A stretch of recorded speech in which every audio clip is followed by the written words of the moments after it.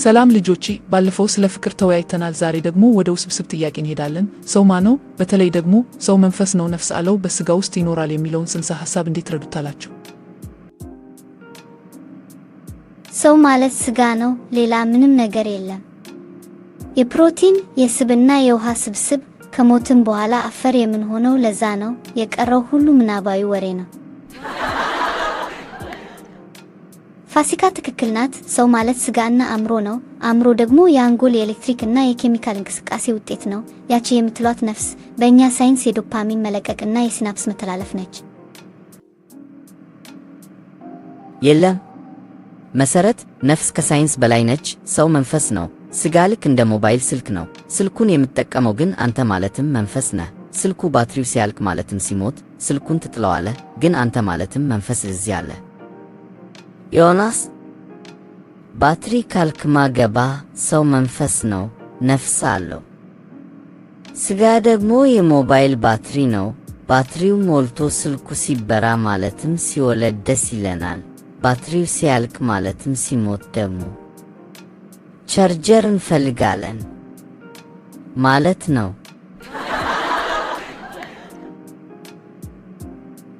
ቴዎድሮስ፣ ቻርጀሩ ማን ነው? ተመለስ። ዳዊት፣ አንተ ምን ትላለህ?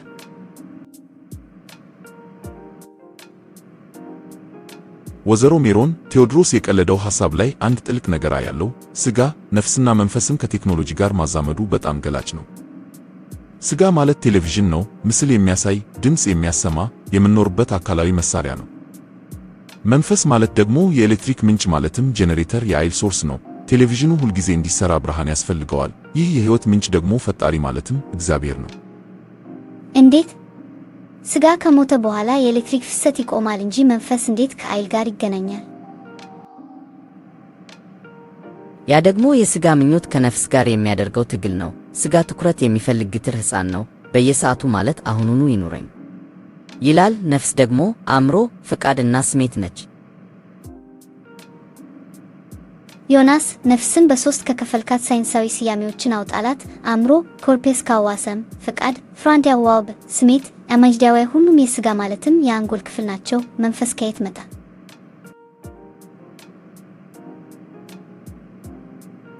በጣም ጥሩ ምልልስ አድርጋችኋል።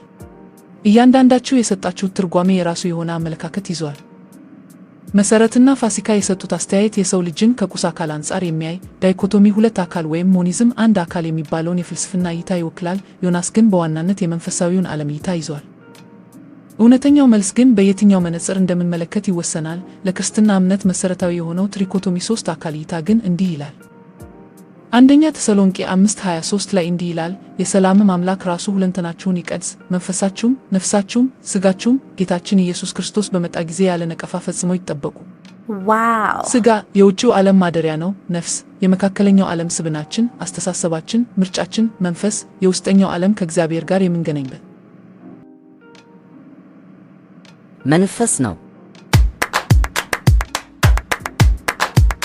ቻርጀር ነፍስ ማለትም አስተሳሰባችን፣ ስሜታችን፣ ምርጫችን። ደግሞ የቴሌቪዥን ስክሪን ከኃይሉ ምንጭ ጋር የሚያገናኝ ሽቦ ኮኔክሽን ዋየር ነው። ሽቦው በትክክል ከተሰካ ቴሌቪዥኑ ይሰራል፣ እኛም ሕያው እንሆናለን። ሽቦ ከተበጠሰስ? ልክ አሁን እንደተበጠሰው የኔ ቻርጀር። ዋናው ነገር ግን ሽቦው ብቻ አይደለም፣ መንፈሱ ማለትም የኃይሉ ምንጭ ከኛ ከቴሌቪዥኑ ጋር ትክክለኛ ግንኙነት እንዲፈጥር ትክክለኛ ማገናኛ አዳፕተር ሶኬት ያስፈልጋል። ያ ትክክለኛው መንገድ ደግሞ ክርስቶስ። በትክክል ኢየሱስ ክርስቶስ ራሱ እንዲህ ብሏል። ኢየሱስም እኔ መንገድና እውነት ሕይወትም ነኝ፣ በእኔ በቀር ወደ አብ የሚመጣ የለም። ዮሐንስ 14:6።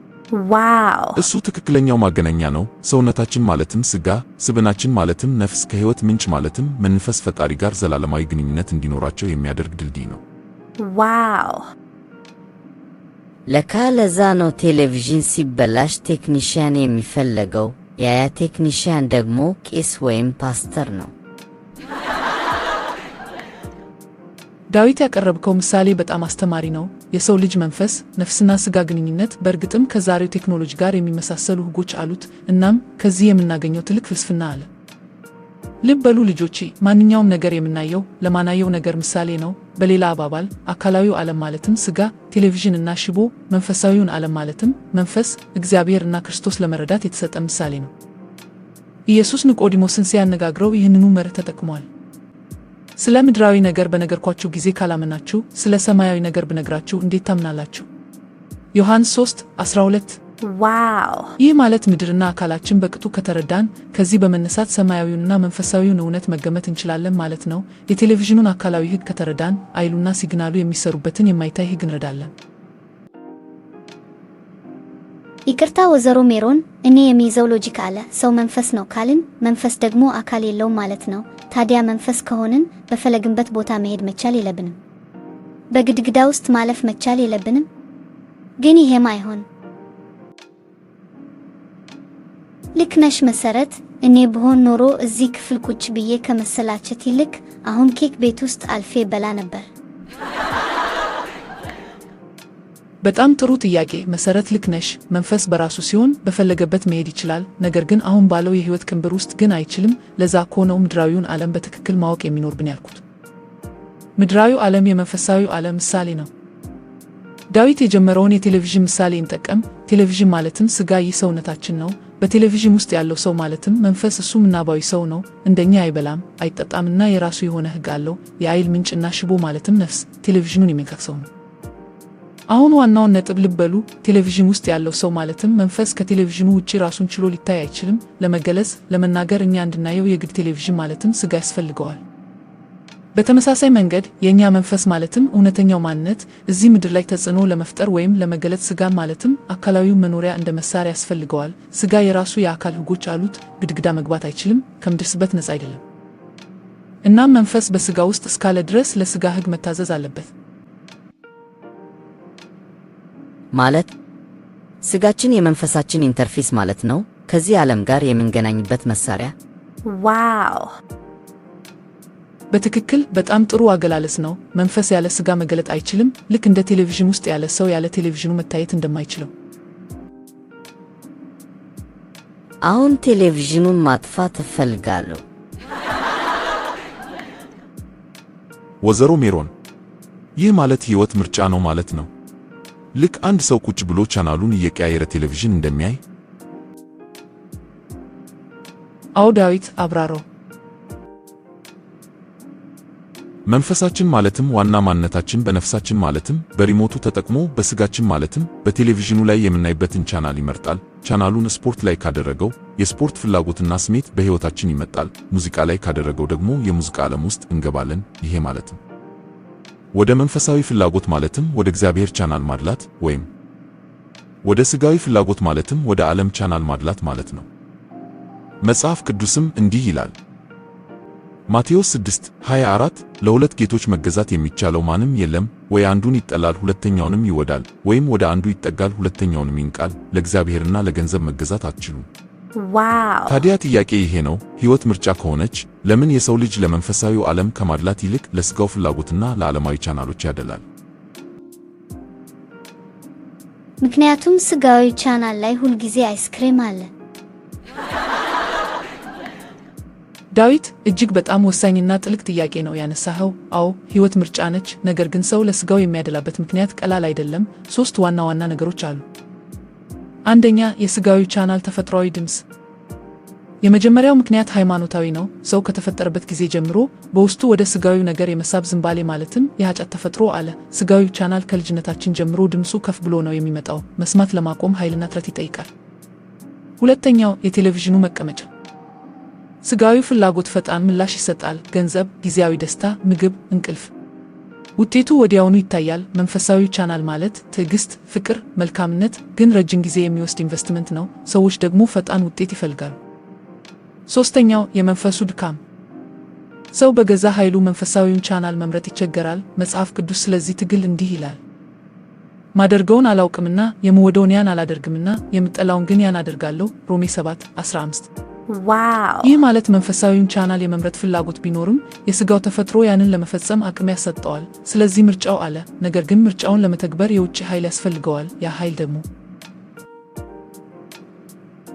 የሕይወት ምንጭ ማለትን ፈጣሪ መንፈስ ቅዱስ ነው።